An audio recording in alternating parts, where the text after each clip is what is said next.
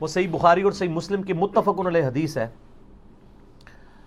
کہ سیدنا عبداللہ ابن مسعود رضی اللہ تعالیٰ عنہ کہتے ہیں کہ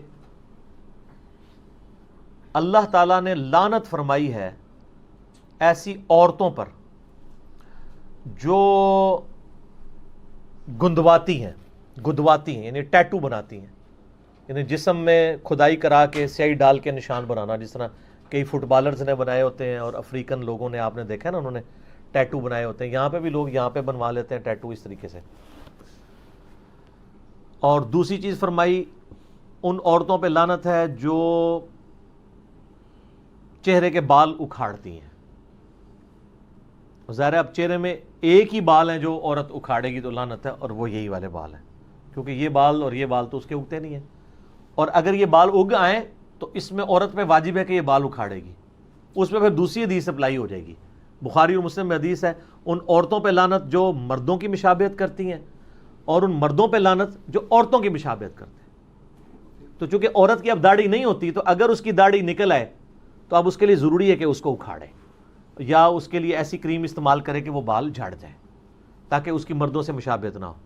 اور اسی میں امپلائڈ ہے کہ مرد نے داڑھی رکھنی ہے تاکہ اس کی عورتوں سے مشابہت نہ ہو، لباس میں بھی، گیٹ اپ میں بھی، ہر لحاظ سے. تو دوسری وہ عورت جو چہرے کے بال اکھاڑتی ہے، اور تیسری وہ عورت جو دانتوں میں گیپ بنواتی ہے خوبصورت دکھنے کے لیے. یعنی نبی علیہ السلام کے مبارک زمانے میں یہ سارے معاملات چلتے تھے. یہ حدیث عبداللہ ابن مسعود نے بیان کی، بخاری مسلم دونوں میں آتا ہے.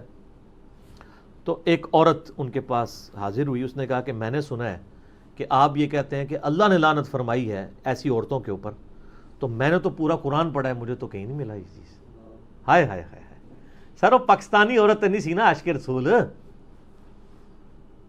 جو نہ دی عاشق رسول، نہ قرآن پڑھا نہ حدیث پڑھا، عاشق رسول. اس نے واقعی قرآن پڑھا تھا، اس کا بہت بڑا کلیم تھا. ہمارے تو حکمرانوں کا یہ حال ہے کہ قرآن کو حدیث کہہ کے، حدیث کو قرآن کہہ کے بیان کر رہے ہوتے ہیں، اور کئی چیزیں قرآن حدیث میں ہوتی نہیں ہیں اور وہ کہتے ہیں اللہ نے فرمایا ہے. ٹھیک ہے، میں آپ کو سائملٹینیس کنٹراسٹ بتا رہا ہوں. اور اس عورت نے آ کے صحابی کو کہا کہ جی میں نے قرآن پورا پڑھا، اس میں تو کہیں نہیں لکھا ہوا. تو انہوں نے فرمایا تم نے قرآن غور سے نہیں پڑھا، قرآن میں کیا تم نے یہ آیت نہیں پڑھی، وما آتاکم الرسول فخذوہ وما نہاکم عنہ فانتہوا، جو رسول اللہ دیں وہ لے لو، اور جس سے رسول اللہ صلی اللہ علیہ وسلم روک دیں اس سے رک جاؤ. حالانکہ یہ آیت تعویل خاص کے اعتبار سے مال غنیمت کے بارے میں تھی، لیکن سیدنا عبداللہ بن مسعود رضی اللہ تعالیٰ نے اسے جنرلائز کیا. تو انہوں نے کہا یہ آیت پڑھی ہے نا، تو میں نے رسول اللہ صلی اللہ علیہ وسلم سے خود سنا ہے کہ ان عورتوں پہ لعنت جو یہ تین کام کرتی ہیں. تو گویا اللہ ہی نے لعنت کی ہے نا. جب رسول اللہ صلی اللہ علیہ وسلم کوئی بات دے رہے ہیں، وہ اپنی مرضی سے تو نہیں دے رہے. نبی شریعت ساز تو نہیں ہوتا، شریعت تو اللہ کی بنائی ہوتی ہے. نبی تو اللہ کے اذن سے وہ شریعت پبلک تک پہنچا رہا ہوتا ہے. تو اس عورت نے آگے سے کہا کہ آپ کی بیوی بھی یہی کرتی ہے. یہ آخری حال ہوتا ہے نا کسی کے بارے میں، پرسنل اٹیک. تو آج بھی اگر کوئی آپ پہ پرسنل اٹیک کرے تو غصے نہ ہوا کرے، کرنے دیں، کیا فرق پڑتا ہے. صحابہ کرام پہ بھی لوگوں نے کیا، اور نیکوکار لوگوں نے کیا. یہ نیکوکاری تھی نا عورت. تو انہوں نے آگے سے کوئی غصہ نہیں کھایا. انہوں نے کہا جاؤ اندر میری بیوی کو دیکھ لو جا کے. ان کا تمہاری بیوی بھی ایسے ہی کرتی ہے نا، یعنی وہ بھی پلکنگ کرتی ہے. تو وہ اندر گئیں وہ، اور واپس آئیں تو شرمندہ تھی. انہوں نے کہا نہیں، آپ کی بیوی ایسا نہیں کرتی. پھر عبداللہ ابن مسعود نے ایک جملہ بولا. انہوں نے کہا کہ اگر ایسا کرتی ہوتی پھر وہ ابن مسعود کی بیوی نہ ہوتی.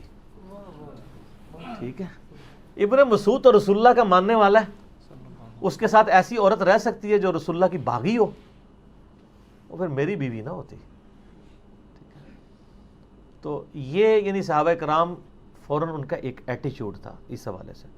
تو اگر کوئی عورت پلکنگ نہیں کرواتی، صرف سائڈ کے بالوں کو بلیچ کرتی ہے ہلکا ہلکا سکن کلر کے تاکہ وہ صحیح نظر آئیں، اور یہ لوگوں کو دکھانے کے لیے نہیں، اپنے خاوند کے لیے، اس میں یہ چیز بھی ضروری ہے. تو شاید ویسے ہی وہ چھوڑ دیں، لوگوں کے لیے کر رہے ہوتے ہیں اللہ ماشاء اللہ. باقی یہ ڈاکٹر فرد ہاشمی صاحبہ کا جو موقف ہے، میں ان کی بڑی عزت کرتا ہوں. میں انہیں ون وومن آرمی کہتا ہوں. ایک اکیلی عورت نے تل پٹ کر دی ہے ہر چیز. شیطان کے خلاف ایک مجاہدہ ہیں. ان کی جو اسٹوڈنٹس ہیں ان میں زیادہ تر یہ ایشو آیا ہوا ہے پلکنگ والا.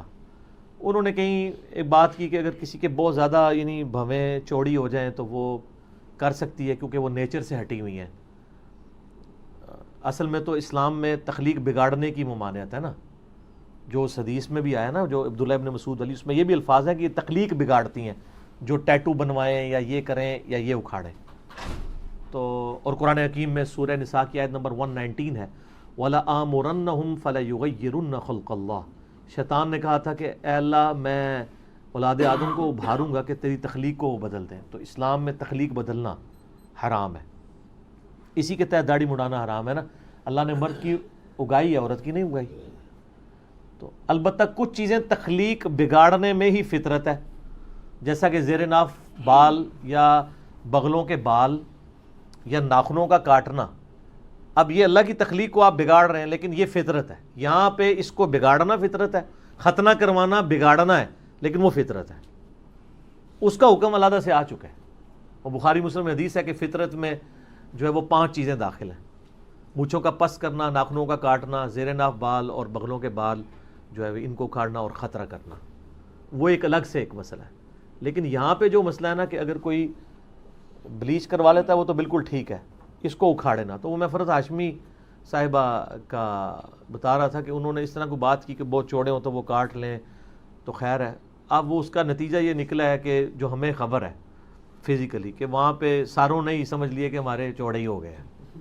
ورنہ تو ہونا چاہیے آپ گوروں والا ایک طریقہ اڈاپٹ کریں کہ آپ کہیں جی ہم نے 1000 عورتوں کے اوپر فزیکلی یہ پرفارم کیا ایکسپیریمنٹ کہ عورت کے جو بھووں کی آئی بروز کی چوڑائی اتنی اور اتنی موٹائی ہونی چاہیے, تو یہ ہمیں ایک سٹینڈرڈ ملا ہے.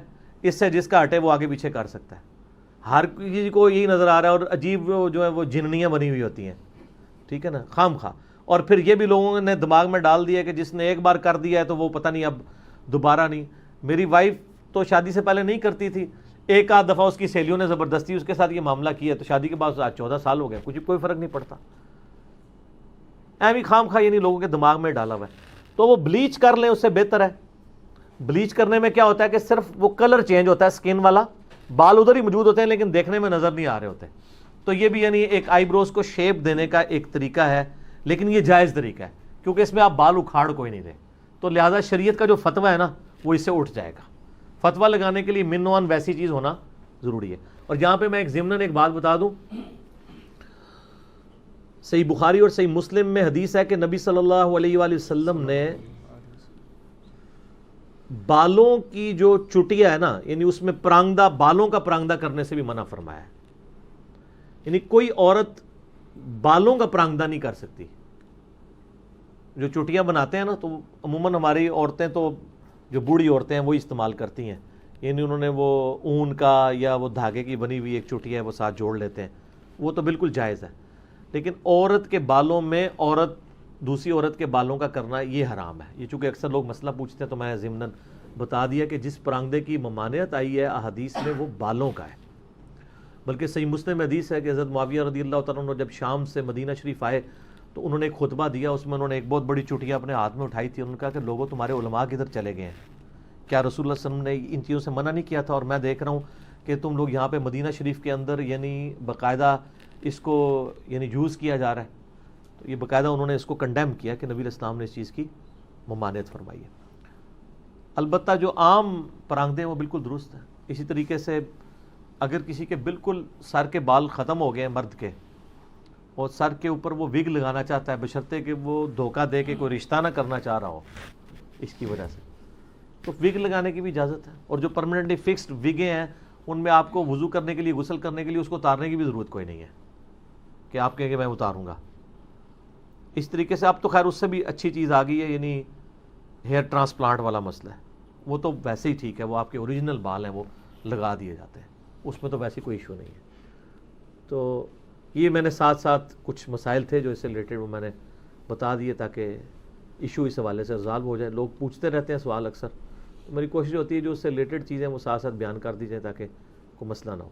ٹھیک ہو گیا علی بھائی, اس میں ضمناً سوال ہے, عورت یا مرد کے لیے ہاتھوں یا ٹانگوں سے بال ریموو کرنا کیا یہ بھی جائز ہے؟ اس کی کوئی حرمت اس طریقے سے تو آئی نہیں ہے کہ کوئی کہے کہ ہاتھ اور بال یعنی پاؤں کے بال ریموو کرنے کی کوئی ممانعت ہو. لیکن اس کے ہم میڈیکلی تو نقصانات ہی دیکھ رہے ہیں.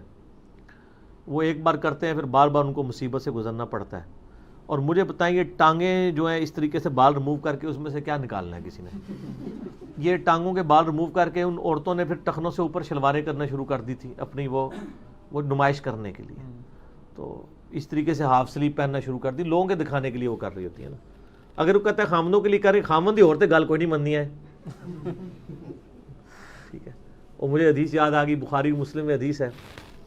نبی صلی اللہ علیہ وآلہ وسلم نے فرمایا کہ مجھے اللہ تعالیٰ نے جہنم دکھائی تو میں نے اپنی امت کی عورتوں کی اکثریت جہنم میں دیکھی. استغفر اللہ اللہم اجرنا من النار آمین. تو اس لیے کہ یہ ناشکری ہیں. تو صحابہ نے کہا علیہم رضوان کہ یہ اللہ کی ناشکری کرتی ہیں؟ ان کا نہیں، اللہ کی نہیں کرتی، اپنے خامدوں کی کرتی ہیں. اور نبی اسلام نے اس کے اوپر جو جملہ ارشاد فرمایا بڑا زبردست ہے. آپ فرمایا ان عورتوں کا یہ حال ہے اگر پوری زندگی ان کا مرد ان کے ساتھ حسن سلوک کرتا رہے اور کبھی کوئی مسئلہ چھوٹا سا بھی مس ہینڈل ہو جائے تو یہ کہتی ہیں جب سے تیرے پاس آئی ہوں میں نے سکھ کا ایک دن بھی نہیں دیکھا. یہ نبی الاسلام نے ارشاد فرمایا اور بخاری مسلم دونوں میں یہ حدیث ہے. تو اچھا یہ حدیث آپ یاد رکھیں، آپ کو بڑا مزہ آئے گا. میری بیوی جب میرے ساتھ لڑ رہی ہوتی ہے تو میں فوراً یہ حدیث یاد کرتا ہوں اور مسکراتا ہوں. تو وہ پوچھتی ہے کیوں؟ میں نے کہا مجھے وہ نبی الاسلام کی بات یاد آ گئی. آپ نے فرمایا تھا کہ یہ عورتیں ایسے ہی کہتی ہیں کہ سکھ کا ایک دن بھی نہیں گزارا. تو بالکل وہ نظر آ رہا ہے. تو جب آپ یہ بات کرتے ہیں نا تو اگلے بندے کا غصہ ویسے ہی ٹھنڈا ہو جاتا ہے اگر وہ مسلمان ہے تو. ٹھیک ہے. تو اس حوالے سے یعنی ان چیزوں کو بھی دیکھنے کی ضرورت ہے. تو آپ کی بات کا جواب بیچ میں کور ہو گیا؟ جی جی جی ٹھیک ہو گیا. جی. اچھا اذان عصر کا وقفہ کر لیتے ہیں انشاءاللہ، باقی اذان عصر کے وقفے کے بعد انشاءاللہ.